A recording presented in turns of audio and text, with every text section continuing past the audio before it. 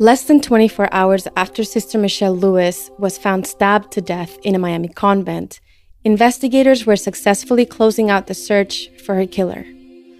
Mikhailo Kofel, a teenage monk in training, admitted how he got drunk and entered her bedroom in the dead of night, then stabbed her more than 90 times.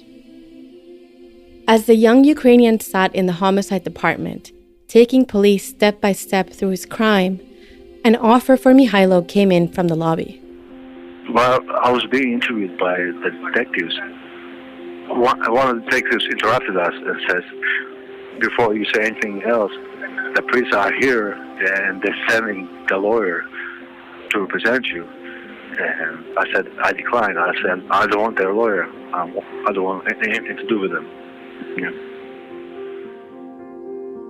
He turned down that lawyer because after confessing to the murder, Mikhailo also alleged that those same priests, Father Abbot Gregory Wendt and Father Damien Gibault, both sexually abused him. A few hours after refusing the lawyer, Mikhailo was taken into custody. Without the priest's attorney, he was now on his own in Dade County Jail. He knew nothing about the judicial system or what was going to happen to him next. Feeling alone and scared, he reached out to the only family he had since arriving in Miami almost 5 years earlier, the same priest from Holy Cross. But he would find no comfort on the other end. So they gave you these 3 phone calls. So I didn't know anybody. I couldn't call nobody. So of course I was scared. And so I just called Wendt. I remember calling Wendt. There was really just this cold conversation. I could tell that he was really, really angry. I tried to find out what's going to happen next or something like that. He said something like, do you realize that there's a good possibility you're going to be executed? Mikhailo hung up the phone feeling more solitary than he had before. That short call would be the last time he ever spoke to Father Abbot Wendt or anyone from the monastic family at Holy Cross ever again.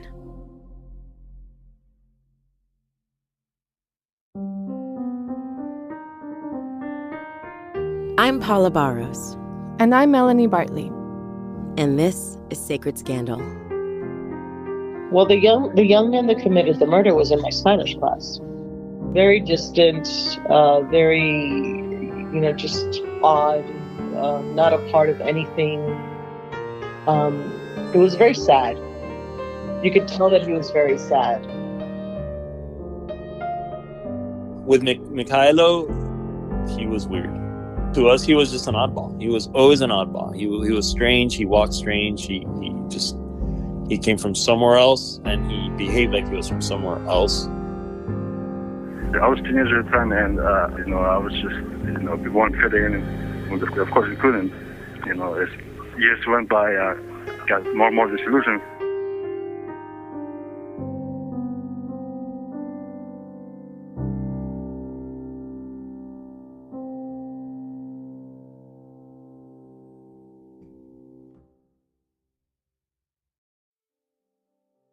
When Melanie and I started trying to tell the story of Holy Cross Academy more than 15 years ago, we knew we needed to talk with the one person at the center of everything, Mikhailo Kofel.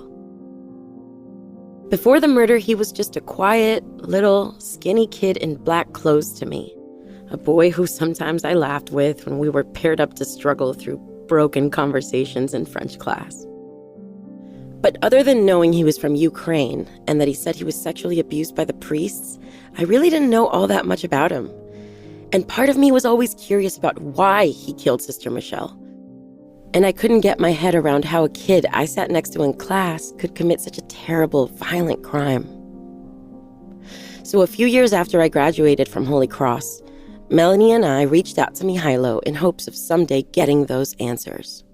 It all started with a letter. And I think the first letter we wrote to him, just first to get to know him, right? Because we were like, let's see. And then we ended up just... And then he was like, you were the first, this is the first letter I've gotten in years. 5 years. It had been, this was like 2006 or something. Mm-hmm, yeah. 5 years. So yeah, 5 years. And then he remembered everything. He remembered you were an actress, Paula, and you sat next to me in French. And I remember your plays and remember? Yeah.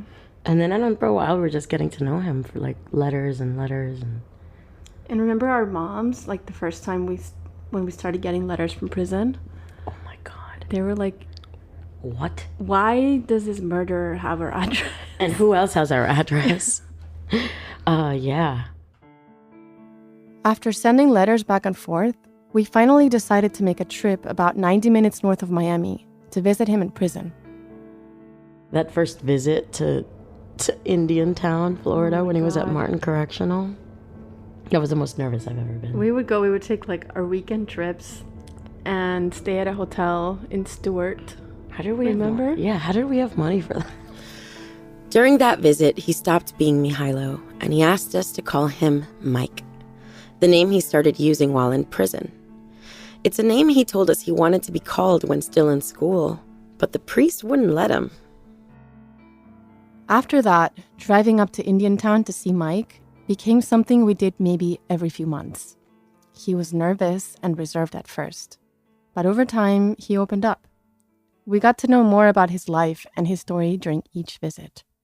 Until, that is, we got banned from the prison. So being young and amateurs, we may have broken one of the cardinal rules of correctional facilities, which is, of course, don't film or take pictures of the actual prison. And that is exactly what we had our camera person do one time while we were inside. We never got permission to film an interview with Mike and thought it would be cool to get this really artsy time-lapse of the clouds rolling over the roof of the prison. But when we came out, police and security were all over our camera guy. They surrounded us and our car. They thought we were trying to help break Mike out of prison. We were horrified. Once things calmed down, they made us delete all the footage right then and there. We were banned from Mihailo's visitor list and the prison altogether. And because of our mistake, things weren't going well on the inside either. But I want to know your side. Like, what happened to you after? Oh, yes. So they called my name. Yeah, they took me to a room. Of course, they strip searched me, and then they put me in handcuffs. So like, what the hell's going on? They wouldn't tell me. So yeah, they took me to confinement. Yeah, and then I remember the next day, classification officer came around, and she said, "Soon you're going to be transferred to another prison." So oh my God! Yeah, oh my God! So a really bad. Yeah, I had this really bad feeling. I really like. Were you upset at us? Oh no, of course not. You didn't know. It's not something. Yeah, of course not. Yeah, you definitely didn't know, and you didn't know the rules. Yeah. We scrambled over the next few days. We submitted an apology to the warden with a packet of information and even a DVD of the movie trailer. We hoped explaining our project would help get him out of the confinement area. After 8 days, Mike was sent back to his regular block. We felt horrible after the whole thing. Losing direct contact with him is one of the things that really stopped us from working on our documentary.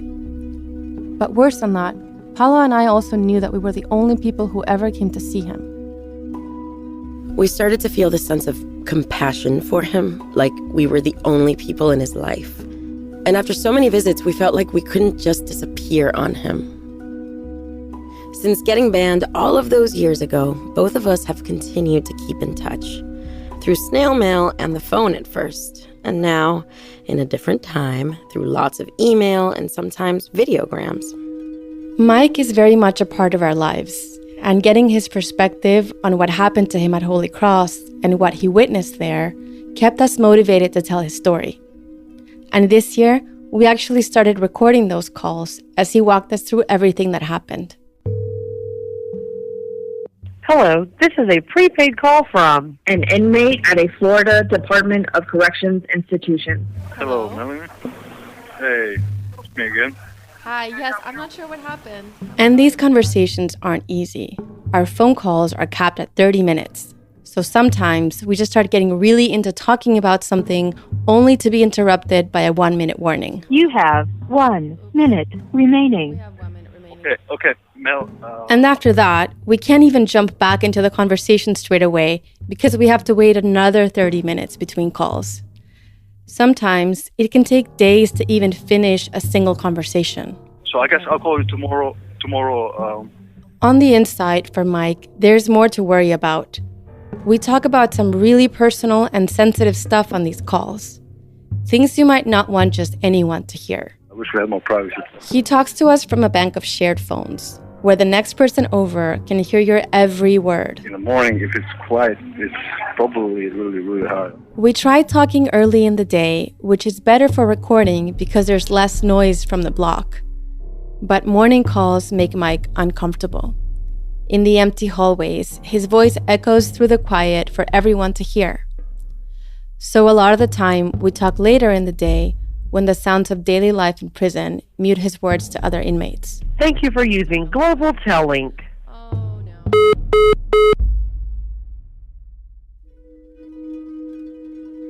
Before we go any further, yes, Mike is a confessed murderer who brutally stabbed someone to death. But the person we've gotten to know over the years is more complicated than that single act. We'd like you to get to know Mike in the way we have. So for the rest of this episode, we'll be sharing some of our conversations with him to explain how a boy from a rural mountain village in Ukraine and others like him found themselves at a monastery in the suburbs of Miami. That story after a break. Stay with us.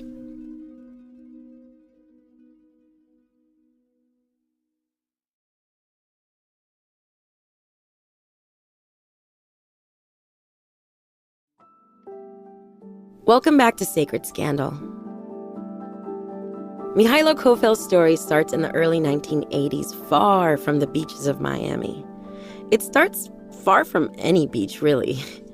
His story begins in one of the most inland parts of Europe, a region of Ukraine in the Carpathian Mountains called Zakarpattia or Transcarpathia. It's an area that used to be part of the Kingdom of Hungary and then Czechoslovakia, but it was absorbed into the Soviet Union during the Red Army's occupation at the end of World War II. Today, it sits on the western edge of Ukraine. Zakarpattia is a small state whose complex history puts it on the border of 4 other countries: Romania, Hungary, Slovakia, and Poland. About a 2-mile hike from the Polish border sits Verkhovyna-Bystra, the village where Mike was raised. The town has about 1,000 people, I'd say, about 200 or so houses. And winters were really brutal. October is pretty much started to snow. Wow, that's really early in the year for snow. And really, the snow stays in the mountains, I remember, until May. I remember. Mike lived through these endless winters with his parents, Maria and Yuri. The Kofels owned a small, simple house that they shared with his grandparents. Small and simple in that there were not enough rooms for Mike to have his own space. Up until he left, he shared a bed with his parents. Village life in Ukraine of the 1980s was very much like it had been 100 years before. The home was warmed by a wood-burning heater. It had no plumbing until the mid-1990s. The toilet was a simple outhouse in the back. Verkhovyna-Bystra was a picture of rural life behind the Iron Curtain. And how did you get around if you had to go to another town? We just used the bicycles to just walk, But my father did have a motorcycle with a sidecar. Oh, nice. So, yeah, Did you ride in the sidecar? Yeah, I remember. Yeah, I did. But of course, it was also hard to get gasoline at the time. So most of the time, you walk. What was it like in your town? Did people have money? What kind of work did they do? Most of them, if not all, people were still doing the farm work. My father did. He was working on the railroad, and still, the whole country was so broke. Basically, if you were still working, they still wouldn't pay you. They were prolonged and delayed. Yeah, like months. All countries. The town was really broke or just corrupt. Just maybe. And you said your father worked in the railroad. What about your mom? Me and my mom, we were working on the fields. Even my father after work, you sometimes come and start working in the fields. And yeah, during the time I just remember just working a lot. The school ended at like 12 o'clock. And after school, I would come back, just get dressed and go into the fields to work. How old were you? 7, 8 years old. It's nothing exceptional. Everybody pretty much worked like that. Did you like to work? I didn't mind, but as I remember, sometimes you get tired of it. Like, damn, because basically it was like menial work from like 1800s because, you got your shovel, you got your rake, basically it's those tools from 1800s. And also in the summer, like we had no school in the summer, so basically then you had to work the whole day. Did you ever think about what you wanted to do when you grew up, when you were that age and you were working in the field? All the kids would just decide, like, they want to do something that your father did. So I was like, I guess I'll go work on a railroad.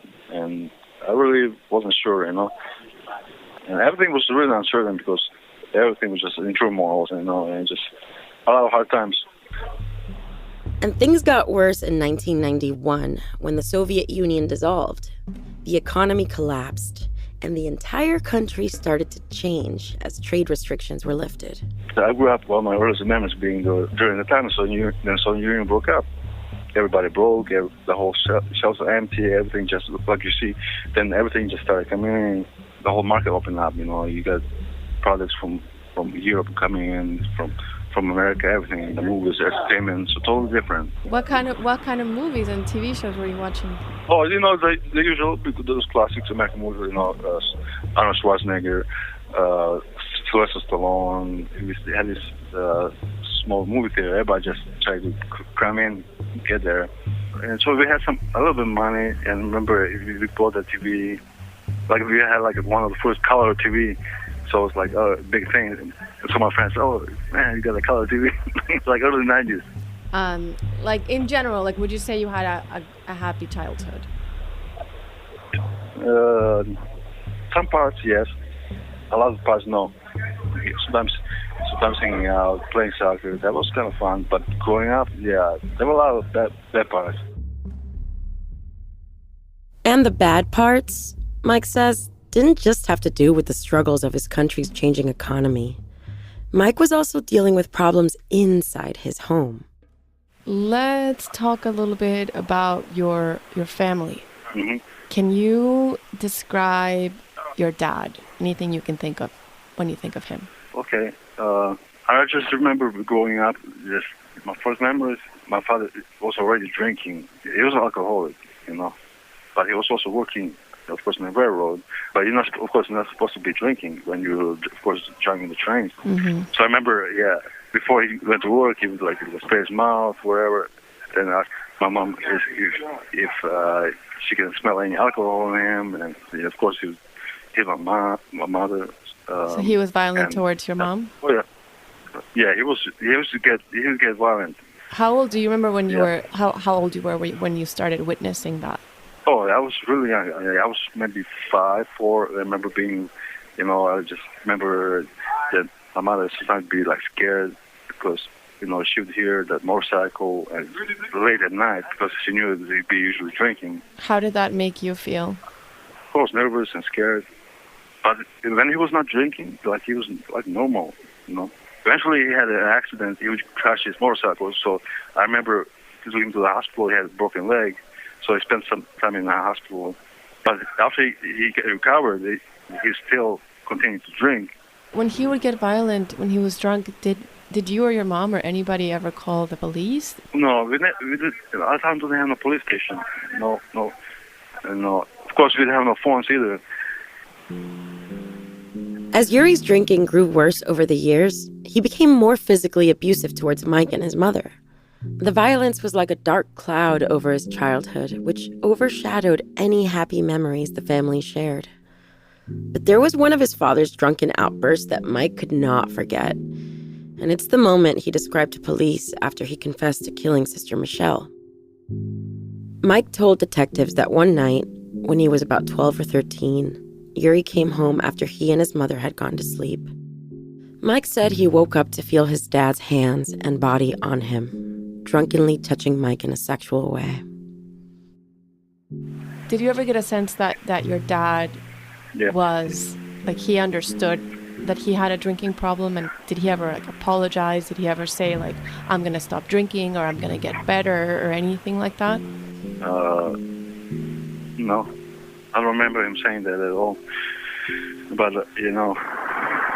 but basically, I had mixed emotions back then because I hated him because he was keep on drinking, hating my mother, and so it always was, but also, part of me, of course, still love him because of my father, and we had good times. I just remember just him being mean and violent, just hitting my mother, and me just also like crying, trying to defend my mother, and it's just, I remember saying to my mother, oh, let's just get out of here, just leave, go for the city, and wow. I said, So you were telling your mom that you should leave your dad?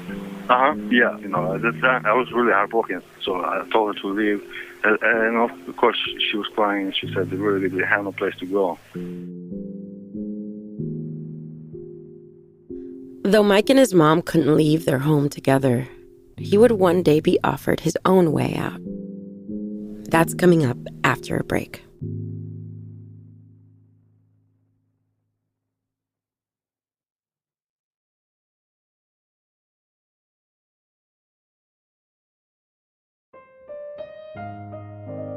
Welcome back to Sacred Scandal. I'm Melanie Bartley. And I'm Paula Barros.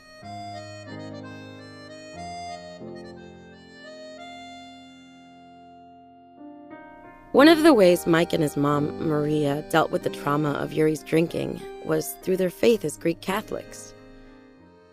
Transcarpathia is where Greek or Byzantine Catholicism began in the 17th century. But because of the church's affiliation with the Pope, Greek Catholics in the region were persecuted by the Soviet Union. Some leaders were imprisoned as suspected spies of Rome, and their denomination was forced to merge into the Russian Orthodox Church. Oh, I remember, during time, because even my town, like, the teachers were, like, discouraged me to go from going to church. But there was everything, so it's after everything, so when you broke up, everything got more freedom. But Greek Catholics like Mihailo and his mom continued to meet and pray in secret or gather in rural churches. After the Soviet Union dissolved, things changed. We were a Greek Catholic. It was forbidden religious in whole Ukraine. And we were like praying at houses and gathering together. And even my schoolmates didn't know that we have prayers at home. But Greek Catholic, we were like always hiding. This is Ilya Herzog. He was once a monastic candidate at Holy Cross, too, though he arrived a few years after Mike and left before Sister Michelle's murder. We reached out to a number of former monastic candidates because we were curious to know about how they got to Miami and learn about their lives at Holy Cross. Of those we heard back from, Ilya was the only one willing to speak with us at all. These days, Ilya lives in Ukraine, he's married, has a family, and runs a business. But back in the 1990s, both Mike and Ilya were in similar places, living in small, rural Transcarpathian villages of about 1,000 people. And faith played a large part in each of their lives. For Mike, by the time he turned 13, he was already planning to spend the rest of his life living as a monk, serving a monastery. Even before going to America and say, oh, I want to be monk for the rest of my life, I want to be a monk in Ukraine, and I was really, really into it. That was my intention, spend my whole life being a monk. And for Ilya, the end of restrictions around his faith also moved him in the direction of monastic life. When you grow up 10 years praying and waiting for your church to become a free church and build your churches and to be monk, it was okay for me, and especially for my parents. They were really glad, but didn't push me in any way. At the same time, Ukraine was undergoing a massive economic shift as the now independent country found its way in the wake of the Soviet Union's demise. The new nation was also becoming more open to Western countries. And it's at this point that a priest from Miami appeared in Transcarpathia, searching for devout Catholic boys like Mike and Ilya. When was the first time that you found out about Holy Cross and went, and that these priests were looking for monastic candidates? Who told you about them? The first time that I heard about Father Wen and Father Gibolt was from our local priest in Ukraine, who was going to my town on Sundays and doing the mass. And his name was Yuri Sabov. At the time, on Sundays, I was reading from the Gospel during mass, and on Saturdays he was teaching me about the Bible and Catholic religion in general. So at one time, he told me all about Father Wen, and if I was interested of going to the United States. And do you remember how he described them, like what he told you about them? So Father Sabo said, these are good people. Father Wen is good. So of course we trust the priest. So, and he said that if I was interested, that I would go to his house in Ukraine, and this was like a test. He would test us, ask questions. So I said yes. Mihailo said yes to what he thought would be a great opportunity to escape a violent and chaotic home. His own priest, Father Sabov, was kind of a mentor, and he was finding more reasons to spend time at the church, to study with the priest, or to attend religious festivals. So the offer to join an American monastery was exciting. On top of joining the monastery, the boys were also told that they would have the opportunity to study at the newly built Holy Cross Academy. With the permission of their parents, those interested in joining would leave home for a trial run of what life at the monastery would be like. It was kind of like a reality TV show where all of the contestants arrive at a house and the last ones standing win. Okay, at the beginning, we were the first ones ever. So at the time, they just rented this house, like in the woods, in this town called Hust. Once a date came to go, I remember being really nervous. I was nervous of going and, of course, meeting, this American priest. So I believe we went to the main city, which was Uzhhorod. And once there, Father Wen got out from the van. I remember this tall guy dressed in black and big beard. When you saw him the first time, what did you think? I was really nervous. I think he might have hugged me or something. I think so. So anyway, I said goodbye to my mother, and I got inside the van. So we drove there, and eventually there were about, I'd say, 7 or 8 of us inside the house. That was in the summer of '96, in July.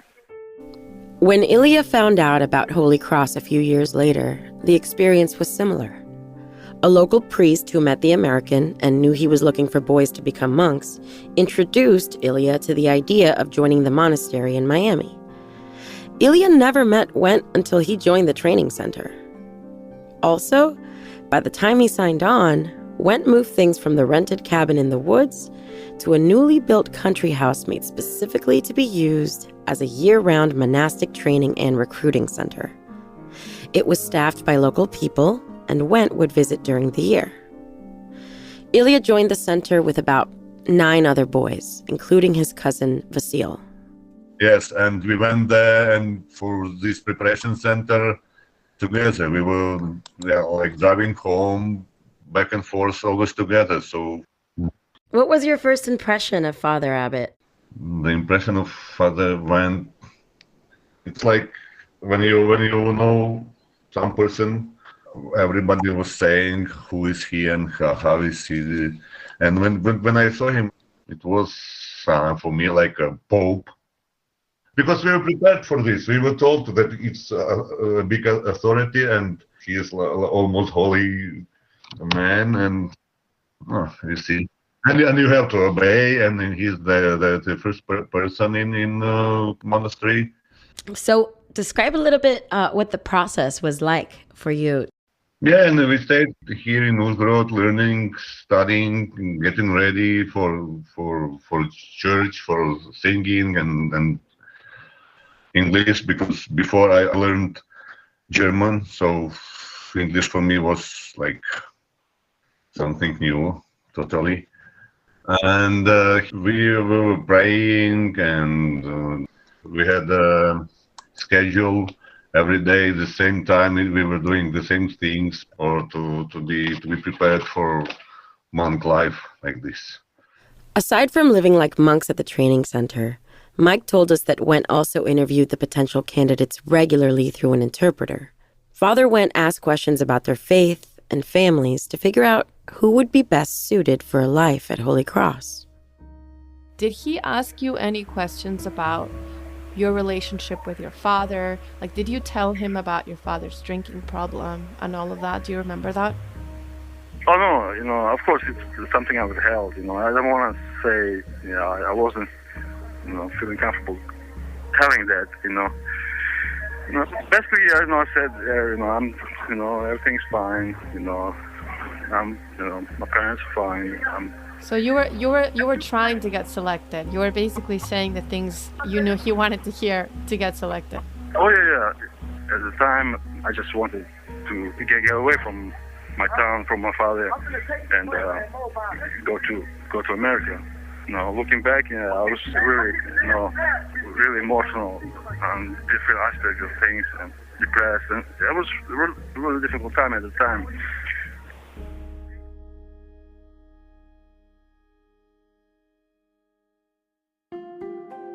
By the end of July, most of the boys quit or were asked to leave the house in the woods. Only Mihailo and 2 other boys passed the test. One of them was Petro Terenta, the monk who would one day find Sister Michelle's body. Next, they were sent alone on a day-long train journey to Kiev, Ukraine's capital city, to get their visas to study in the United States. Petro was approved that day. Mike was told to make another long trip home and return with his parents. And the third boy never got the visa. Mike and Petro would be the first monastic candidates at Holy Cross. What was the criteria, do you think, that Wendt was using when he started narrowing down? And why did you, Petro, and this other kid stay and the other kids leave? Now thinking back, I know why. He was looking at the guys that were like really humble, really obedient, really also religious. The boys whom he could easily control, manipulate, whom they could easily brainwash. Yeah, so that was the main thing. As the end of summer 1996 approached, and with a new school year around the corner, the teenagers would need to leave almost immediately in order to have enough time to get settled in. But Mike, who was now 14, knew he was leaving a lot of worries behind in Ukraine, especially with his dad. He was dead drunk. The last day before I went to the United States, he was dead drunk. What do you mean dead drunk? He was just passed out from drinking, and I think I said like goodbye, Dad, and I remember saying that, and then I left. And when you said goodbye, what did he say? Do you remember? No, he didn't. He might have said something incoherent, By the time, he was really drinking bad. How did that make you feel when you were leaving and your dad was passed out drunk? Like, oh yeah, I was of course heartbroken. Most of the time, even after of course left, because I was still worrying about my mother, just how's she doing, and of course I also worried about him because he was drinking and he was going to work on this big train. It's dangerous work, After that hard goodbye, Maria Kofel would take her son into the city. From there, he'd get on a van to Slovakia, followed by a flight to the Czech Republic, a flight to New Jersey, and then finally, he'd make his way to his new home in Miami, Florida. For Ilya Herzog, the path to Miami was different. After almost 2 years of preparing, Ilya was finally approved for a visa to study at Holy Cross Academy. His cousin Vasil was able to go a year before him. When the cousins were reunited in Miami, Ilya noticed something was off.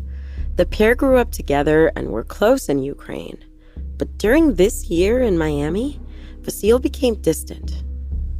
When I came to USA, I had a little contact with Vasil, so we didn't talk. We talked about some things, but Vasil was rather, he didn't like to talk a lot. He wanted to be a monk more than anyone who was there. We were allowed to speak Ukrainian between us, but Vasil almost didn't talk Ukrainian, only English. Did Vasil change at all in your eyes? I wouldn't say that he changed. He became more close. But Vasil wasn't the only monastic candidate who Ilya saw being closed off like this. He said that he and the other boys usually talked and studied together in a common area of their house when they weren't in school.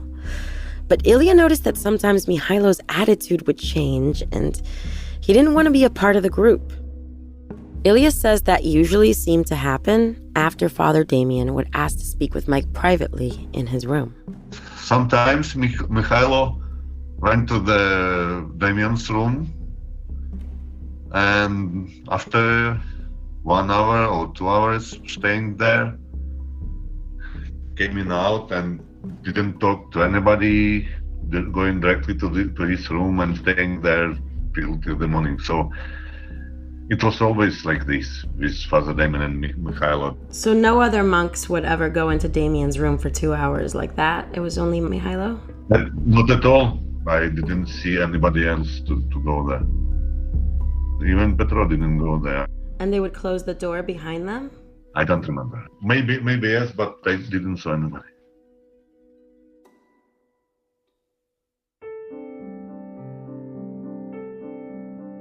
As a regular student at Holy Cross Academy, I always thought the monastic candidates were a little weird and quiet just because they had to be.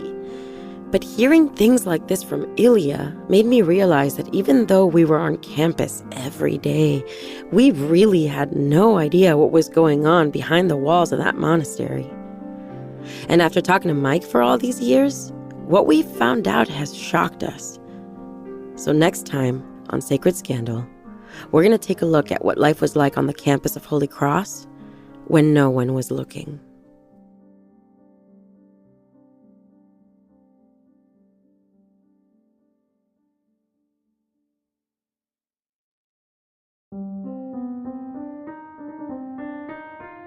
Sacred Scandal is a production of Exile Content Studio in partnership with iHeartRadio's My Cultura podcast network. Sacred Scandal was created and produced by Melanie Bartley and me, Paula Barros. Our senior producer is Dennis Funk of Written in Air. The executive producers are Rose Reed and Nando Villa. Our production assistant is Imani Leonard. The show is fact-checked by Kimberly Winston. Original music was composed by Patrick Hart. And special thanks on this episode to Travis Roig. If you'd like to reach out, email us at hello@sacredscandalpodcast.com. And you can follow us on Instagram @Sacred Scandal.